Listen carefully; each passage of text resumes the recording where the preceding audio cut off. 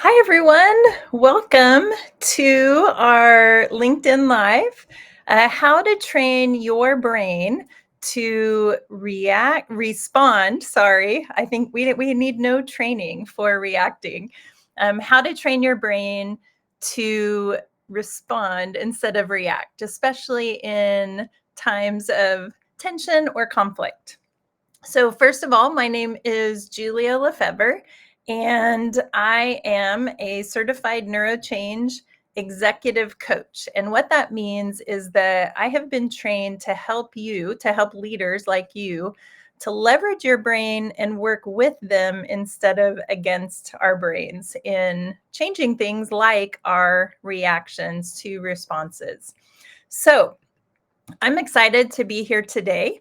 I want to invite you if you would like to let me know if you're here, say hello in the chat, and um, tell us where you're from. And good morning. Hi, friends. So good to see you. Then it looks like a couple of you have already done that. So invite you if you haven't yet, say hello. All right, our objectives for today. We have 30 minutes to get a lot done. So, first objective is I want to define what reaction versus response is. Uh, those we want to make sure we're on the same page. Second thing is I want to make sure that we explore the leadership implications of reaction versus response. The third is to learn the role of neuroscience. Like I said, I'm a neurochange coach. And so we need to know how our brains work and what's happening so that we can leverage that in the ways that we're trying to grow and change. And then the fourth thing is that I want to share strategies that will help you to change your brain. Oh, hi, Edison. Welcome. So good to see you from Granada. Is that how you say that? My Midwestern accent sometimes butchers things. Hi. Oh, goodness. Uh, I don't know how to say your name. Nirka? I feel like I totally screwed that up. But welcome. I'm so glad that you are here. All right. We are going to jump in. So, first, oops, sorry. What is reacting? So, a reaction is a quick, often emotional action that's triggered by something external, something that happened outside of you, but it's always tied to something internal. Most of the time, it's an internal memory of a past experience. So, you can see where a lot of times our experiences in the current time can really impact us based on our past experiences. Reactions look like emotion, they often are unwanted. Our triggered responses, you can think fight, flight, freeze, fawn. I just want to invite you in the chat as you're introducing yourselves, if you're really brave, to just post in the chat what is your what's your go-to reaction typically? Is it fight, flight, freeze, fawn? What does that look like for you? I think we all understand what a reaction is. Uh, an example, the other day I got a text, and as soon as I saw who it was from, my body tensed up, and I thought later, what was happening? But you see, remember, reactions are tied to past experiences. And if my past experiences with someone have been negative, then my body is going to move into fight or flight, into a triggered response, something that's self protective. So, this happens all the time. And I'm going to say more about this in a moment. But is anyone getting brave enough to put it in the chat?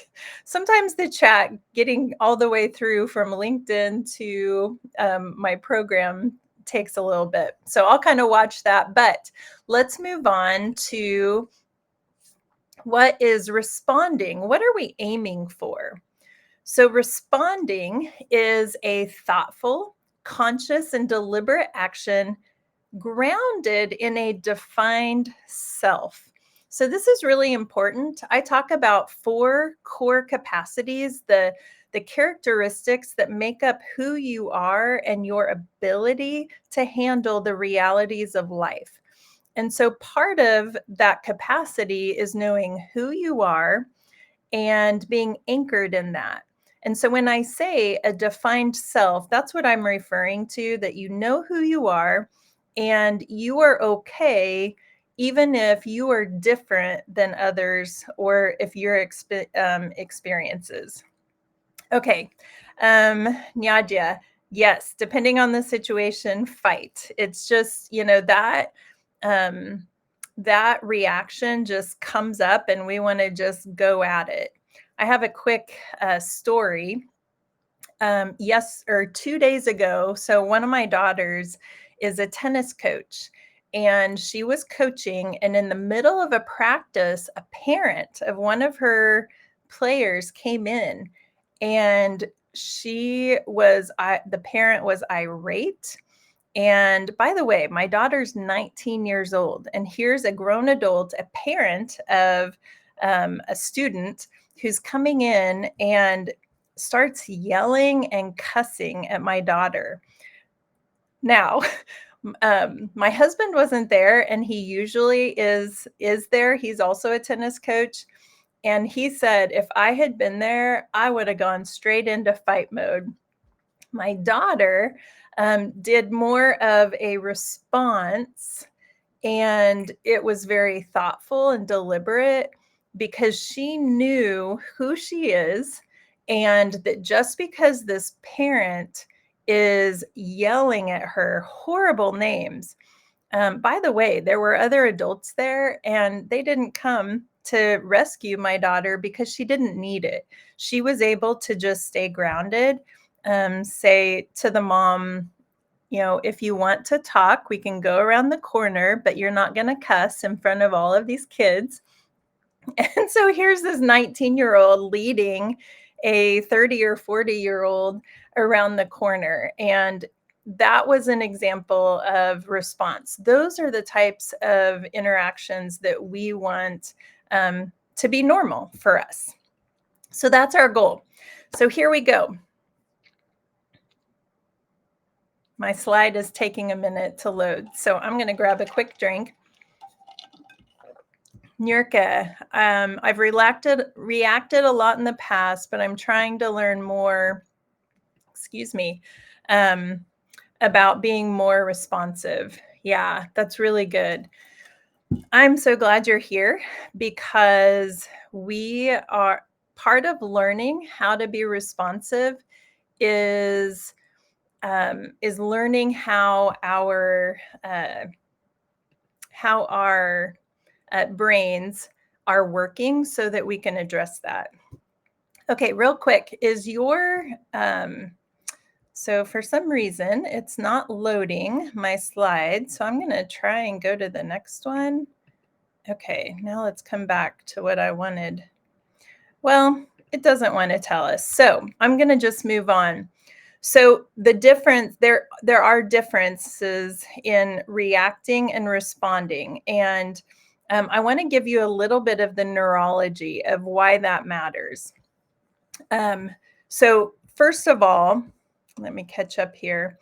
A leader who reacts is obviously going to, oh, thank you. I pronounced your name correctly. Yay. I try, but man, my last name is Lefevre, and I tell you, it never gets pronounced correctly. So, and people from France tell me that's not how you say it anyway. So anyway, okay, our core emotional needs, and this is what our brain science has told us is that we have core needs. And when I say core, I mean primitive. This is if you've ever seen a model of a brain. So here's my brain model. And we have primitive parts, the brainstem and what some people call the reptile brain. This part of our brain needs to be seen, heard, and valued. Those of you who follow Brene Brown, she's really raised the awareness about belonging and that people need to belong. And so, what I want to focus on today is how this impacts our reactions and or responses. So here we go. Here is the brain science. So our brain is made up of multiple parts, and I just want to walk you through what the process is. So as information comes, I call it the red button. How many of you get your buttons pushed, right? I have a book that says how to respond when someone pushes your buttons. So we're talking about just any sort of input. So an interaction with someone who pushes your button, there's some sort of stress or tension. For me, it was receiving that text or that message, and it because it was tied to some past experiences, my instinct, my survival instinct that is facilitated in the brainstem right here where the arrow shows, uh, sends it up and is already putting my brain on high alert. Now, this isn't a life or death issue. If it was, the brainstem would send the information straight back down into our body, and we would start fighting, flighting, whatever our response, our reaction of choices. But because this wasn't life or death, the brainstem goes ahead and sends it up to the limbic system, and this is where our emotional and the felt experience is stored. And so this is where I always call this kind of our helicopter mom part of our brain, because it's telling us, is this safe or not? And if there's even a chance it's not safe, mama bear's coming out, right? We're going to fight or flight. And so the limbic system is really the gatekeeper to our thinking brain, which is what then comes up. But what I want you to notice is that the limbic system, if it doesn't think that you're safe, it's going to send the information right back down to your body. Those of you who have ever felt nervous or anxious, and someone tells you, "Oh, don't worry," and in your thinking brain, you're thinking, "Yeah, I shouldn't be worried, but why do I feel worried?" It's because your limbic system is ignoring your thinking system, and it's sending these impulses down to your body so that you are ready to react. Okay, so this is where reactions come. Now, if now, let me ask you a question before I give you the answer.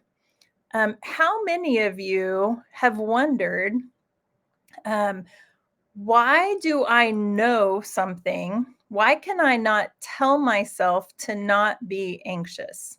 Has anyone ever had that experience? I need to have like everyone raises your hand or something. Um, type in the text, ooh, me, or I have. So I think we've all had these experiences where we know intellectually that we are safe, we are okay, but our body is not listening. And sometimes the rest of our brain isn't listening either. I just worked with some leaders last week, and there was conflict, and they came in and they both wanted to listen. They both wanted to hear the other side. But hi, Amy. Yes, me too. um, but they just they couldn't because their body, their limbic system was hijacking the process. And so here this is what we're talking about. And this is where reactions come. And so now that that's the piece, real quick, I want to also let you know that if anyone has questions, please feel free to pop it in the chat. Okay, so now that we have this information, this is how the brain works. Now, I want to come back to our definition of responding. So we said earlier that responding is a thoughtful, conscious, and deliberate action grounded in a defined self. But remember back here, responding happens up in the thinking brain, so more in the left and right hemisphere. It doesn't occur in the limbic system. So if the limbic system has been activated, then there is no way that we can simply respond.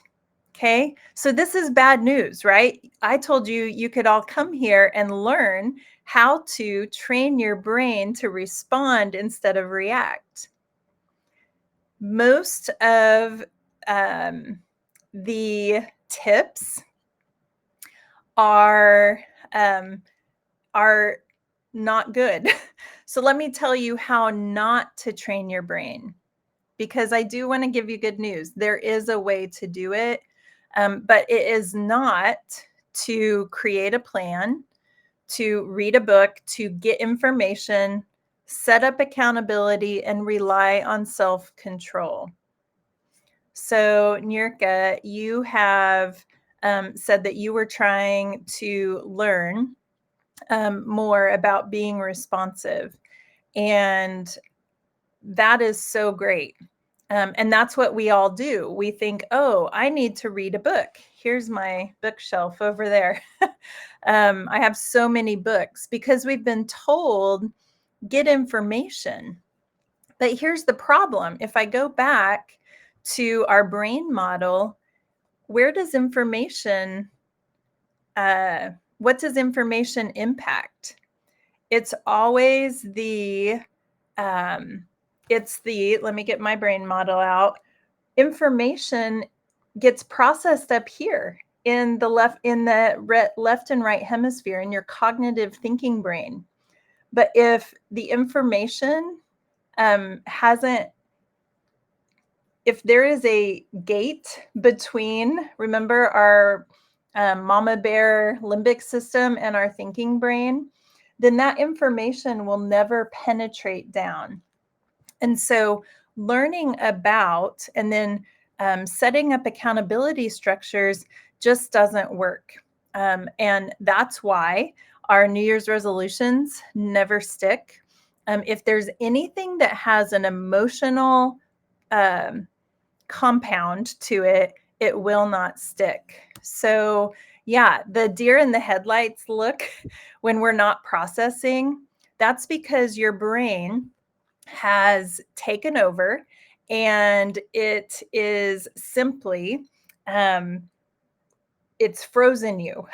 So that's your freeze brain, and your thinking brain is just locked up. It might be trying to think, but your amygdala, your limbic system is not going to allow that to happen. So great question. Okay, so that's how not to do it. So how do we train our brain? This is going to surprise you, I think, but number one thing is find a friend. Anyone surprised by that? Okay, let me take us back. Remember what our core emotional needs were? To be seen, to be heard, and to be valued. The part of your brain that is regulating that is this part. And this is, by the way, subconscious. Can you believe it? So your subconscious brain is constantly scanning your surroundings and your interactions and is asking these questions. Are you being seen? Are you being heard? And are you being valued? Remember, we're pointing back to that idea of having a place to belong. The buzzword now for that is psychological safety. So, are you safe? So, the way to train your brain is to first find someone that experience can happen. Um, a study by UCLA found that when people engage in supportive social interactions, that the amygdala, remember right here, the amygdala's response to stress decreases because they are the amygdala doesn't feel like it has to fight or flight. So over and over, I have interactions with different leaders.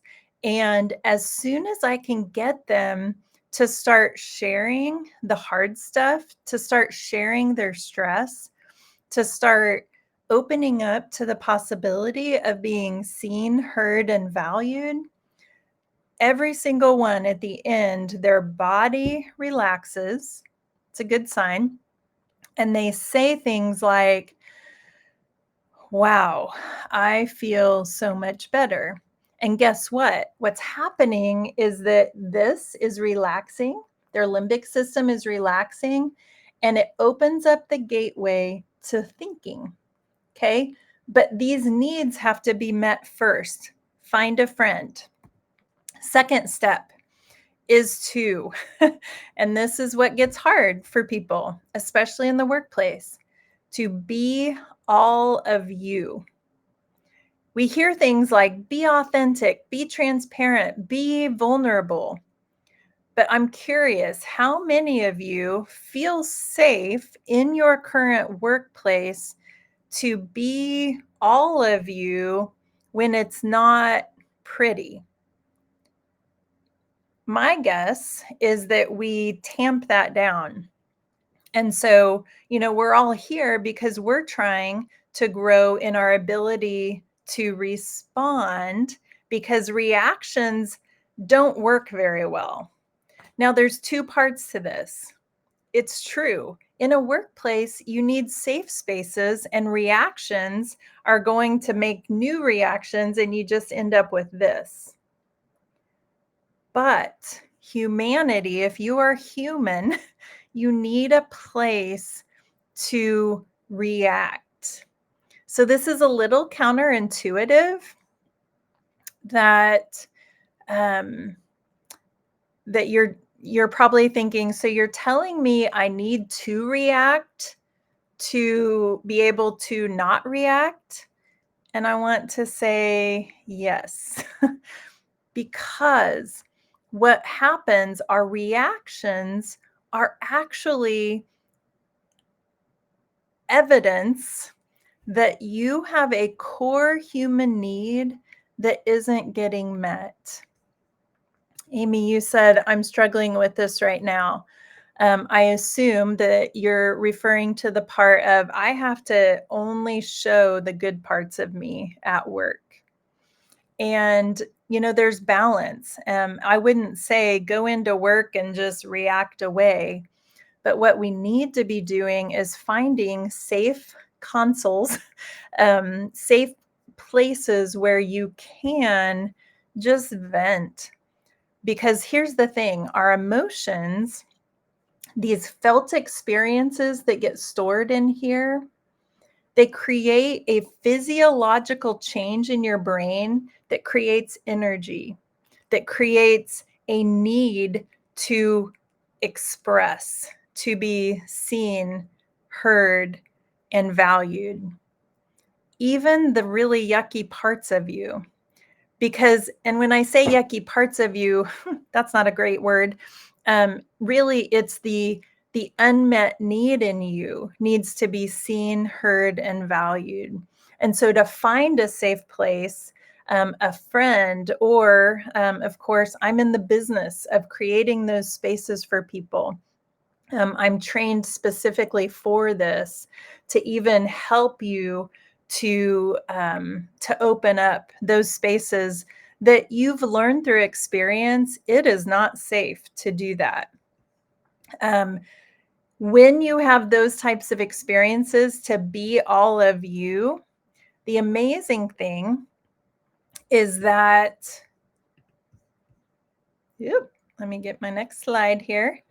It will lead you to the root wound, to the unmet need that wasn't met. And so my reframe of reaction, so many of us feel bad. We have shame around our reactions. But I want to reframe that as your reactions are simply an invitation to you to dig a little deeper to the root, to the first time that a need wasn't met. And once you find that root, then you're going to be able to start rewiring your memory. This is a whole nother LinkedIn Live about how that works. But this process is what will retrain your brain, because it will rewire your brain. And so you will start, what happens is that it disconnects the triggers, because our triggers, our reactions happen because we have unmet needs. And so guess what happens when you meet those needs? The trigger isn't there. And then you're able to respond. So, a quick summary, we're almost out of time. This always goes too fast.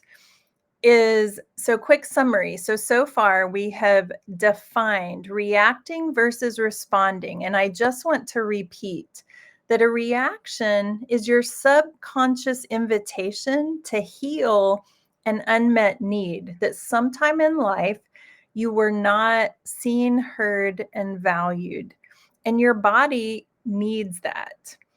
So when we can respond, when we meet those needs, then we can respond. And so a response is simply the result of healing past unmet needs. I just want that to sink deep. And so we explored a little bit about how these unmet needs lead to triggered responses, which lead to our reactions. That's kind of the formula. So we can't simply learn how to change our reaction. We need to go all the way back to the unmet need. Hopefully you learned a little bit about the role of neuroscience and how that works. There's so much more about that. And then the strategies to train your brain are to connect, find places where you can do this process, where you can explore the emotions that are coming up, because that's going to lead you back to the root issue, to the original unmet need. All right, you guys, this has been so lovely. Thank you for your participation. If this catches your attention and you're thinking, I need this, I need somebody who can help me to kind of engage all of these uncomfortable realities, but move to the freedom of growth, then I just want to invite you, use the QR code. I would love to meet with you, a free discovery call, and we can process and see how we might be able to work together moving forward. So thank you all very much. You were wonderful. Thank you for your interactions, and I look forward to hearing from you soon. All right. Thanks, everyone. We'll see ya.